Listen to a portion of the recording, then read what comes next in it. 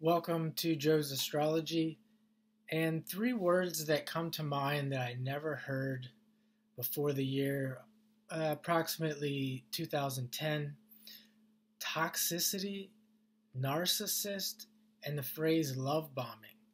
Now, I was born in 1983, and during all those years, I've never heard those terms: toxicity, being toxic, you're a narcissist, you're love bombing. Oh, and one more that just came to me: gaslighting. Those four terms I never heard before that year, and I really wish they would just go away. Because people are clearly using these terms to just get away from actually solving their problems. They're using these terms in a way to avoid understanding the situation they're in. They're avoiding communication between each other, and that's all this is. Using these terms. Let's take a look at the astrology.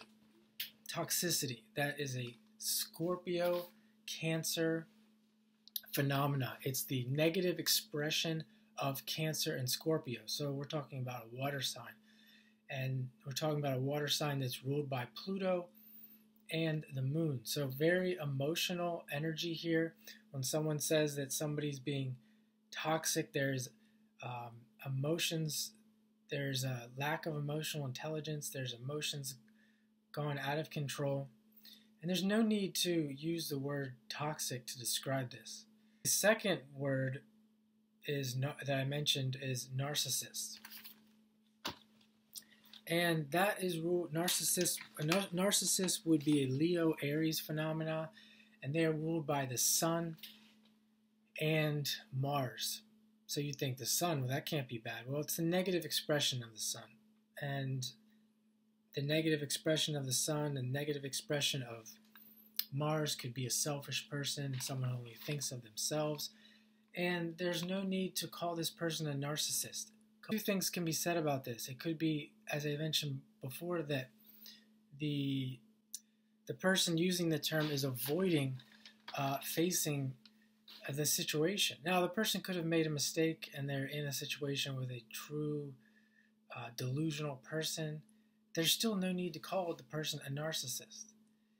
As I said, just so you know, young people out there watching this, anyone born before the year 2000, this term was never used before, at all, ever. It didn't exist. I mean, it may have existed, but it only existed in clinical psychology. The next term, love bombing.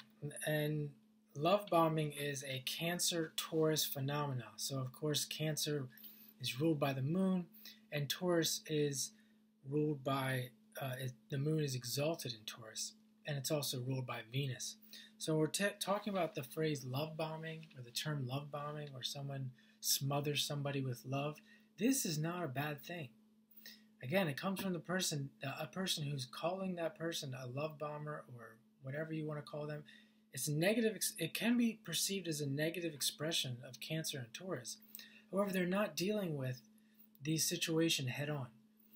They're unable to tell a person who is love bombing them that they don't like them anymore. They're unable to tell them, they're unable to use that Mars force in them, the Aries force, the assertiveness, maybe the Scorpio, Mars as well, to stop what they're doing.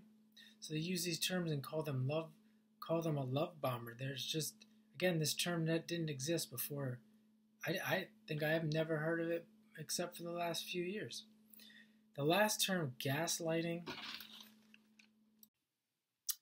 Gaslighting in astrology would be the phenomena of Gemini or Mercury, which Gemini ruled by Mercury, or Scorpio ruled by Pluto and Mars, or the combination of the two. And another word that needs to go, gaslighting. Never heard it before the year like 2015. Again, it is a person who is avoiding learning for themselves. Someone's manipulating you. You're in a state of fear, Scorpio. You're not facing the situation by you taking the time to learn so that you can avoid being gaslighted. And you look to other people by calling them a gaslighter and accusing them of this. You look to other people to protect you. And these words have to go. Psychologists, and part of the reason why they exist is because psychologists are using them to promote their own business, to promote their own knowledge, and to make money and get clients. That's all that this is. That's where it came from. It came out of the internet. It came out of psychologists looking for clients.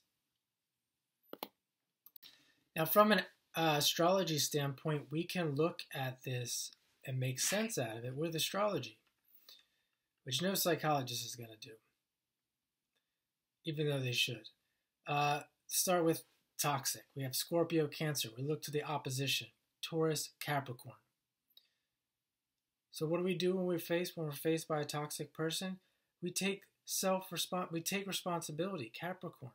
We do what we have to do to get away from them. Or we do what we have to do to handle that person.